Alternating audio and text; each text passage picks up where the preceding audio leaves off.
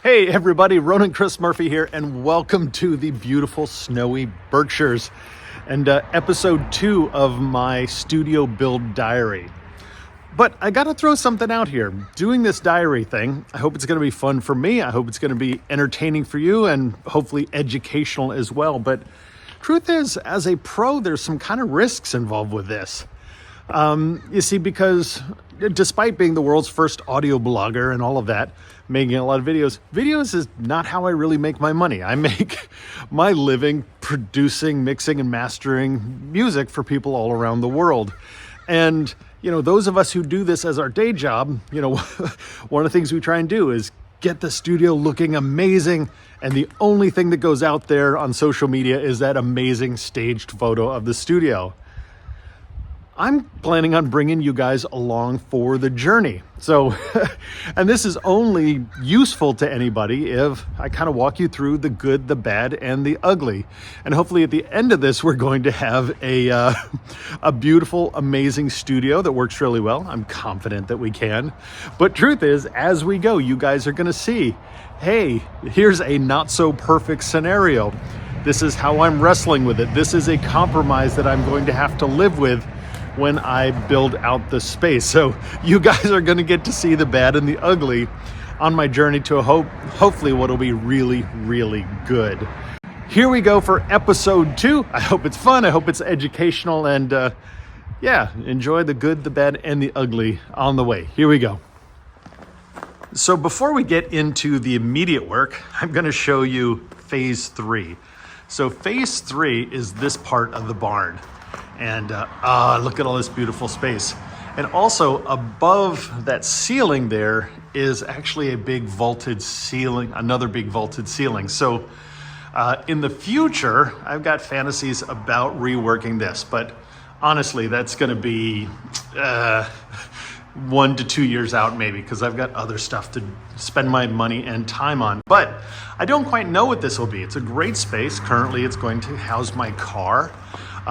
But this is a space that would make an amazing control room, especially if I end up needing to rig up something for immersive audio. This also could make a really kick-ass recording space, you know, either big drum room there, but we also have this part of it over here. So it'd be pretty easy to make this like a little ISO booth and this a big room.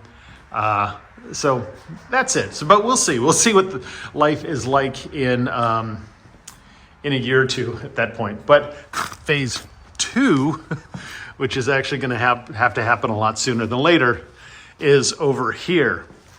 Currently, the studio has no bathroom, so we're going to get a bathroom put into here, which is also just going to involve running plumbing out to here. There's no plumbing out here, but also this space here is going to get turned into what is primarily a photography studio, but also I'm going to try and build it out in a way where you know, I'm going to sound isolate it fairly well. So if we need a space for big loud drums or additional isolation, etc., we can do it here. So if you saw the old photos, you'll notice things are a little different. There wasn't the pile of drywall here, but we've actually taken out those divider walls, and this chimney here, which is thankfully not load bearing, is going to come down because it's part of a older heating system that is no longer used here. So here is the space, and I'm super, super excited about it. It's got its quirks like everything, but I think it's gonna be great. So when I first came to view this property, I saw this window and this view, and I thought, oh my God, this is gonna be so cool. Nice ceiling height there, splayed ceilings will help a lot with sound, and I knew I could actually make it look really cool, which, you know, to be honest, if you're a pro at this, your studio looking cool is important. It's also just fun for your stuff to look cool. But once I found out I could remove this chimney, I kind of changed my idea about orientation. So there's still a little tiny chance it might go over there. But what we're most likely going to be doing is actually putting the studio this way. So this is going to be the orientation of it. Has some benefits. It's shooting down the length of the room in terms of low end energy. That's good. Decently high ceilings. I certainly wouldn't have minded a couple more feet, but I'm okay with that because we've got the splayed out ceilings, which is going to help with first reflection zones. And I'll put a big cloud up there. And so I was willing to kind of trade off for the lower ceilings because I get this. So which should help the low end a lot. The first reflection zone stuff is pretty easy to deal with, just broadband absorption. But here for the low end, I've got a really diverse back wall with a lot of volume, which should help. Of course, we never know until we actually try things, but that wall is about 30 feet back. That one maybe about 33 or so, or about 10 meters for you anywhere outside of the US and England. That's probably about 26 feet.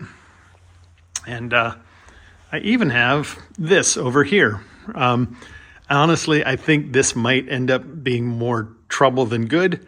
So what I'll probably end up doing is building a big bass trap for that corner, big bass trap for that corner, big bass trap for that corner, and behind the monitor position, I'll probably put in, at least 6 inches deep of bass trapping across this wall and anywhere else I need it.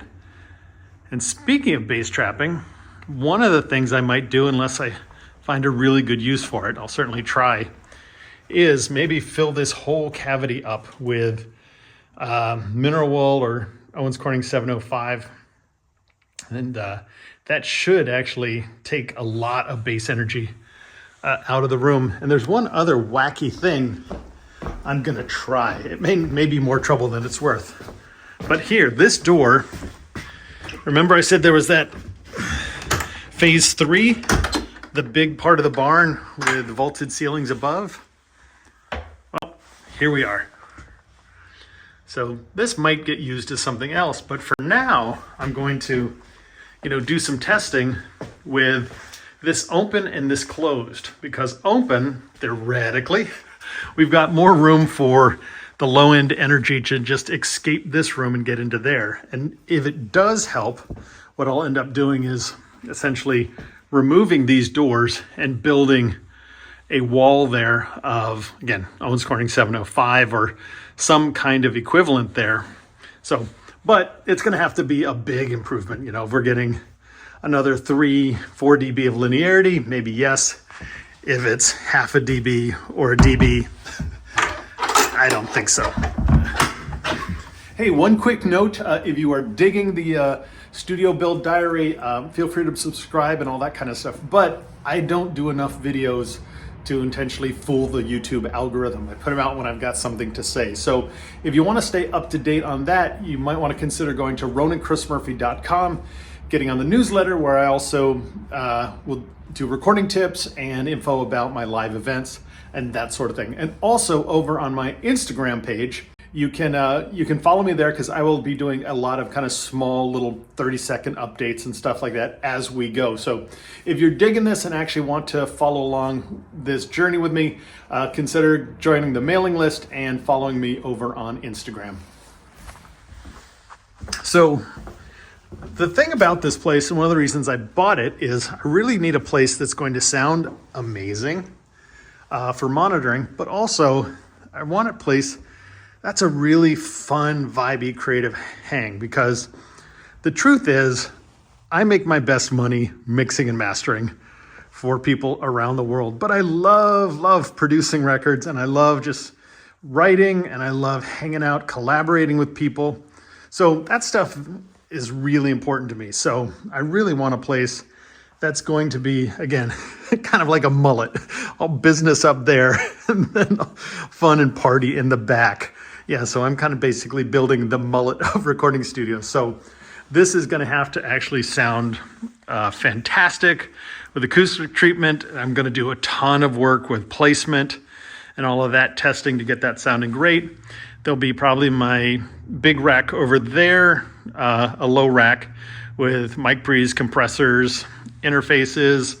My rolling rack will probably be over there as well. Over on this side, another low 2-bay rolling rack that'll have, you know, outboard reverbs, delays, and all of that. And probably over here, a rack of guitar stuff as well. So yeah, so that's going to be, again, mission control. But then around here is going to be just fun, vibey stuff. So that'll be kind of a chill, hangout, comfy chairs, hang out, do writing, and things like that. And then probably keyboards and stuff over here.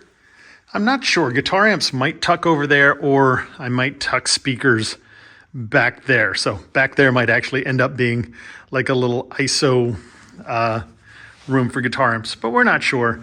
And also everything will be easily reconfigurable, you know, just for whatever we need, because I will actually be doing a fair amount of tracking here. So easily, of course, to do vocals, guitars, keyboards, etc. But also I can track live bands up here. So if I'm doing jazz, folky, singer-songwriter stuff, there's plenty of room to just put everybody here and move things around as needed. And if I'm doing something like a real, you know, big basher punk or metal thing, that phase 2, which again, right below there is where I said it's going to be the big photography studio. That will also double for when we need to do really, really basher, loud drums, and things of that nature. So when it's all done, again, there's a lot of work to do, but there should be a lot of flexibility to do some pretty cool stuff. So that's it for the moment. Again, this is, I see it all in my head, but it might be kind of tough to see now. But again, getting the monitoring there, sounding great, amazing, getting things super vibey back here, and then make some music. So, all right, that's it. Hope this was fun. Bye.